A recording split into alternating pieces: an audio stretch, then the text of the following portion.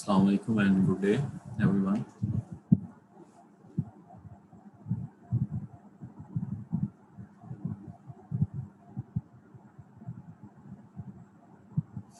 आज का जो हमारा लेक्चर है उसमें हम स्टडी करेंगे डेविसन जर्मर एक्सपेरिमेंट।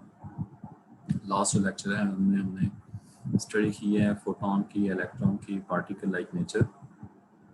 ठीक है, यानी फोटोन और इलेक्ट्रॉन जो है photo electric effect, counter effect में पार्टिकल लाइक नेचर शो करते हैं। लेकिन हमने साथ में ये भी कहा था कि ये इनकी डुअल नेचर होती है, कुछ एक्सपेरिमेंट में ये वेव नेचर भी शो करते हैं। तो आज जो हम एक्सपेरिमेंट देखने जा रहे हैं उसमें इलेक्ट्रॉन के साथ हमने जैसे डी ब्रोगली वेवलेंथ के टॉपिक में हमने कहा था कि जी किसी भी पार्टिकल के साथ वेवलेंथ डिसोसिएटेड होगी, तो जो इलेक्ट्रॉन है पार्टिकल है उसको वेव नेचर भी शो करनी चाहिए,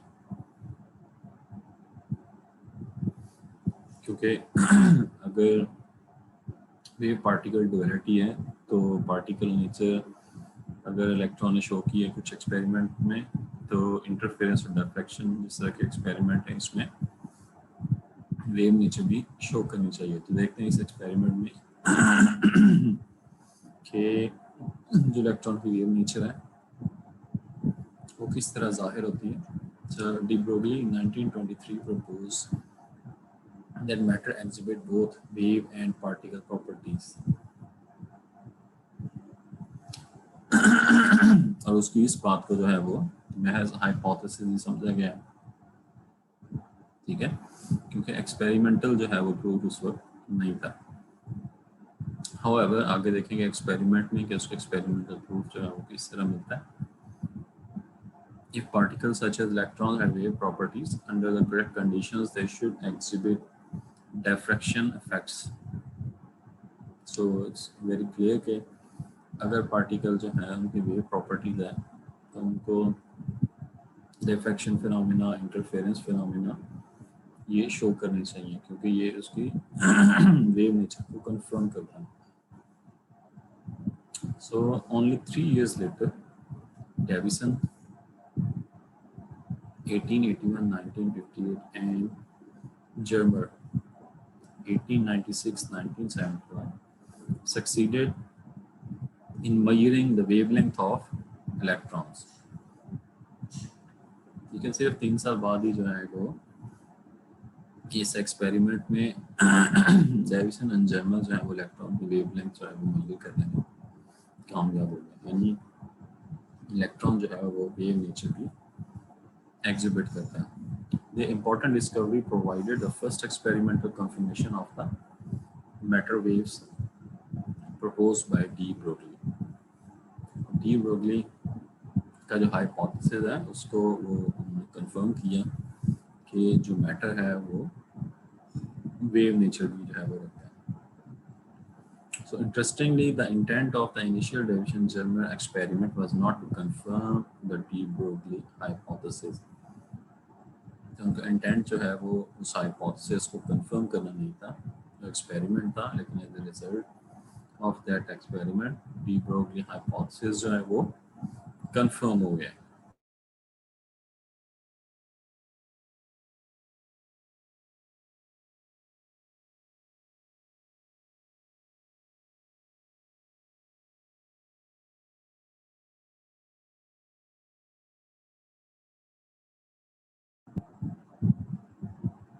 इसके नेक्स्ट देखें, the experimental setup is shown in figure 1 below.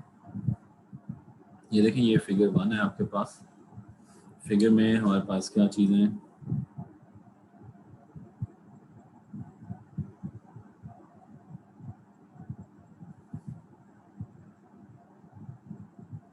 Figure में हमारे पास सबसे पहले इलेक्ट्रॉन गन है।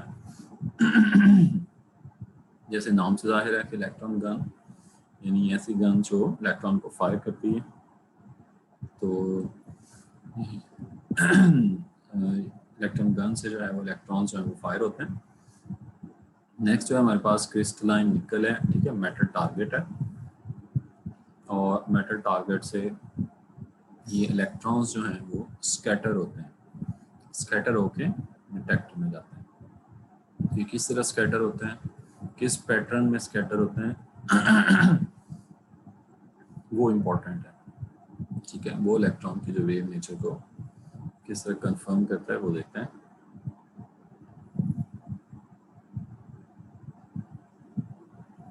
And the experimental setup is shown in figure 1 below. In fact, the discovery was made by accident.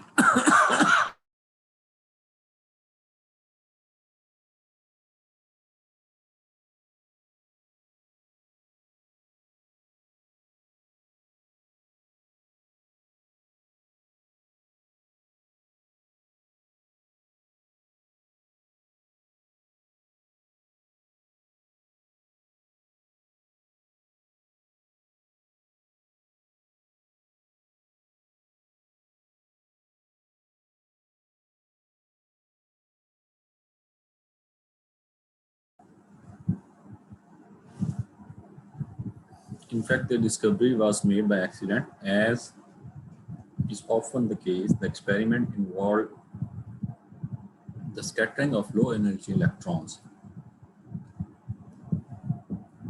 अब लो एनर्जी इलेक्ट्रॉन्स क्या मराद है, यानी उनकी एनर्जी बहुत कम है।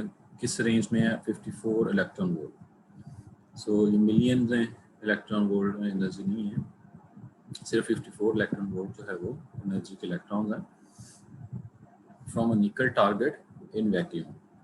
So during one experiment, the nickel surface was badly oxidized because of an accidental break in the vacuum system. तो vacuum system में जो एक्सीडेंटल ब्रेक की वजह से निकल सरफेस जो थी वो ऑक्सीडाइज हो गई, ठीक है, ऑक्सीजन या वो डिपॉजिट हो गई।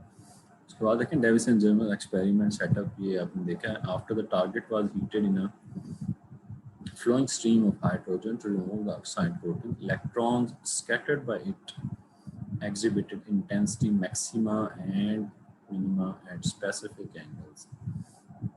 तो वो ऑक्सीजन जो है उसको रिमूव करने के लिए जब उन्होंने उसमें से हाइड्रोजन जो है वो फ्लो करवाई, यानी ऑक्साइड कोटिंग जो है वो उसको रिमूव कर सके, तो उन्होंने देखा कि इलेक्ट्रॉन्स जो हैं वो स्कैटर जो हैं वो एक ख़ास पैटर्न बना रहे हैं। कैसा? जैसा कि लाइट बनाती है, यानी मैक्सिमा और मिनिमा एट स्पेसिफिक एंगल, यानी जो कि एक वेव नेचर होती है, यानी इस तरह की प्रॉपर्टी जो है वो लाइट शो करती है जो इलेक्ट्रॉन यहाँ पे शो कर रहे हैं। यहाँ से फिर उन्होंने कंफर्म किया कि इलेक्ट्रॉन्स जो हैं वो वेव नेचर भी एग्जिबिट करते हैं, उनके साथ कोई ना कोई वेव भी एसोसिएटेड होती है।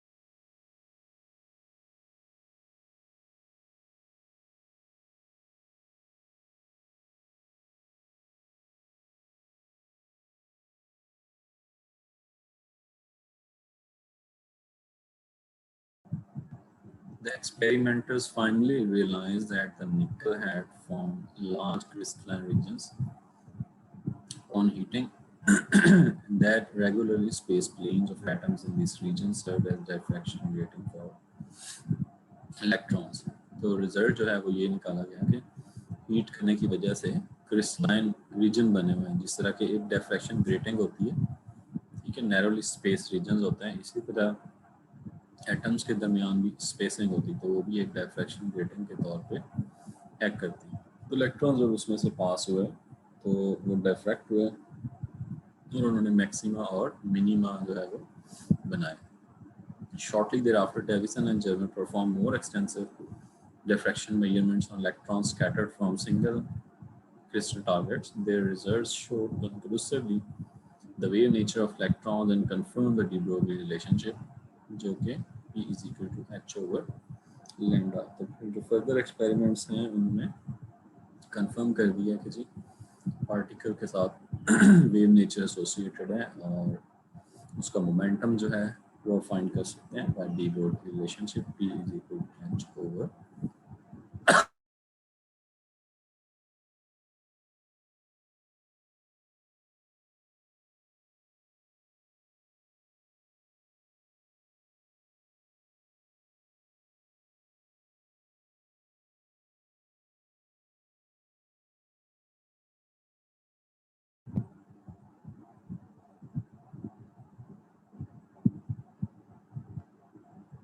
In the same year, Thomson of Scotland also observed electron diffraction.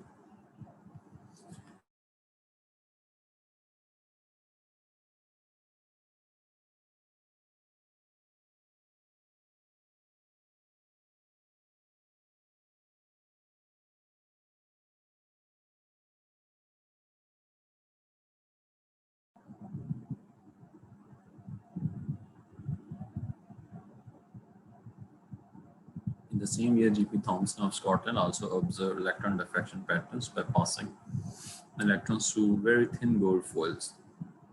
ठीक है, थॉमसन ने भी एक्सपेरिमेंट किए थिन गोल्ड फॉइल जो है, ठीक है, उनमें भी एटम्स होते हैं नैरोली स्पेस, उसमें से जो इलेक्ट्रॉन्स हैं वो पास हुए, तो उन्होंने भी उसी तरह डिफ्रैक्शन जो है पैटर्न बनाए.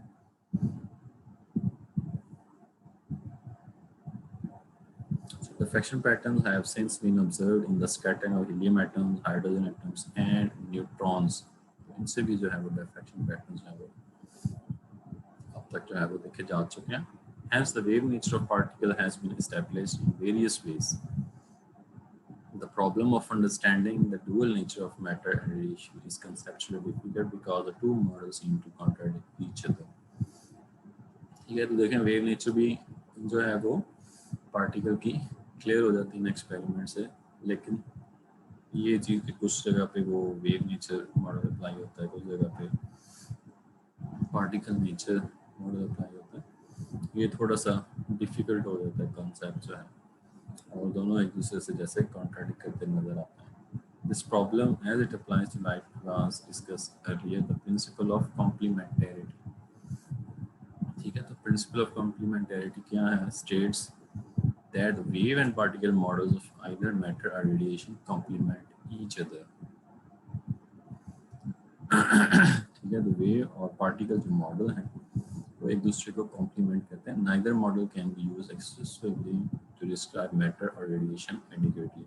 तो अब किसी एक मॉडल को जो अप्लाई करके, जैसे हमने लास्ट टाइम ये डिस्कस किया था कि एक्सक्लूसिवली कोई एक मॉडल अप्लाई करके आप इन फिनोमेना को जो है वो एक्सप्लेन नहीं कर सकते. ठीक है, तो एक्सपेरिमेंट की नेचर पर डिपेंड करेगा कि कौन सा मॉडल पार्टिकल या वेव मॉडल अप्लाई करके आप उसको एक्सप्लेन कर सकते हैं. Because humans tend to generate mental images based on their experience from everyday world, baseballs, water waves, and so forth. We use the descriptions and complementary manner to explain any given set of data from the quantum world. देखिए next जो है इसी base पे जो है इसकी application है electron microscope, यानी इलेक्ट्रॉन की वेव नेचर को यूज़ करते हुए इलेक्ट्रॉन माइक्रोस्कोप जो है वो डेवलप की गई. और इलेक्ट्रॉन माइक्रोस्कोप जो है वो किसी भी चीज़ को मिलियन टाइम जो है वो मैग्नीफाई कर सकती है. ठीक है, इसकी रेजोल्यूशन ऑप्टिकल माइक्रोस्कोप से कहीं ज़्यादा है. तो ये बेस करती है इलेक्ट्रॉन की वेव नेचर के ऊपर. तो ये देखें इलेक्ट्रॉन माइक्रोस्कोप में ये आपको इमेज में नज़र आ रहा होगा, इसके मुख्तलिफ पार्ट्स, इसको थोड़ा सा देख लेते हैं. A practical device that relies on the wave characteristics of electron is electron microscope. A transmission electron microscope used for viewing flat thin samples is, जैसे diagram में है, in many respects it is similar to an optical microscope. The electron microscope, however, has much greater resolving power because it can accelerate electrons to very high kinetic energies, giving them very short wavelength.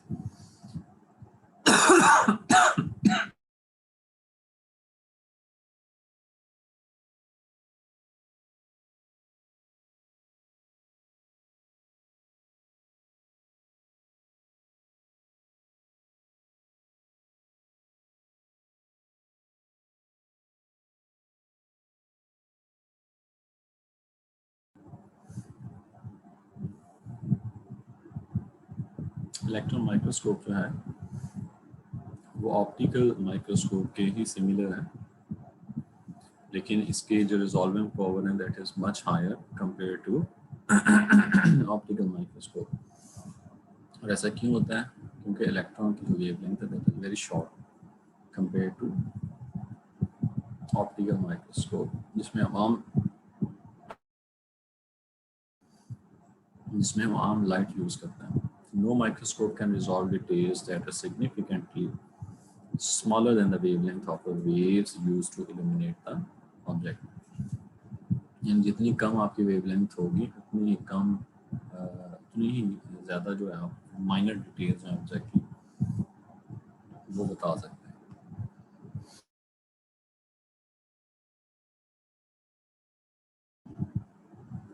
Typically, the wavelengths of electrons are approximately 100 times shorter than those of the visible light used in optical microscopes। तो ये देखें wavelength जो है 100 times shorter है visible light के इसमें, तो ये उससे कहीं ज़्यादा डिटेल जो है वो रिवील करती है।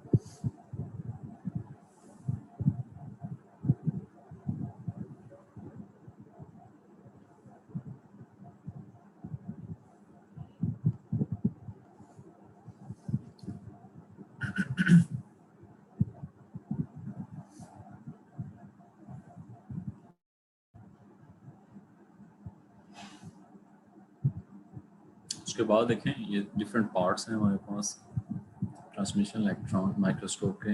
उसमें देखें सबसे पहले इलेक्ट्रॉन गन है। इलेक्ट्रॉन गन जो है यहाँ पे वो इलेक्ट्रॉन जनरेट करती है। कैथोड जो है फिर इलेक्ट्रॉन्स को अट्रैक्ट करती है। ये सारे का सारा देखें चैम्बर वैक्यूम किया जाता है। उसके बाद एनोड है, ठीक है। एनोड जो है वो इस बीम को जो है वो उसके साइज को कंट्रोल करने के लिए एज एन इलेक्ट्रोड यूज़ हो रहा है। उसके बाद इलेक्ट्रोमैग्नेटिक लेंसेज हैं, इलेक्ट्रोमैग्नेटिक कंडेंसर लेंसेज हैं जो कंडेंस कर रहे हैं, ठीक है। कहीं बीम को कंडेंस करना होता है, कहीं उसको वाइट करना होता है, तो ये इस मकसद के लिए इस्तेमाल हो जाता है। ये कॉइल हैं। उसके बाद इलेक्ट्रॉन बीम स्पेसिमेन जो है यहाँ पे रखा जाता है। स्पेसिमेन चैम्बर डोर इस साइड पे यहाँ पे है। प्रोजेक्टर लेंस स्क्रीन ये आपको यहाँ पे नज़र आ रही है जहाँ पे जो है वो इमेज फॉर्मेशन होती है। So visual transmission photo chamber ये सबसे एंड पे जो जाके ये मुख्तलिफ पार्ट्स हैं इलेक्ट्रॉन माइक्रोस्कोप के। तो इसमें बेसिक चीज़ यही है कि इसमें इलेक्ट्रॉन की जो वेव नेचर है उसको हम इस्तेमाल करके इमेजिंग करते हैं। ये देखें as a result an electron microscope with ideal lenses would be able to distinguish details approximately 100 times smaller than these distinguished by an optical microscope। तो optical microscope इसको जो है वो 100 times smaller details जो है वो reveal करती हैं। So electromagnetic radiation of the same wavelength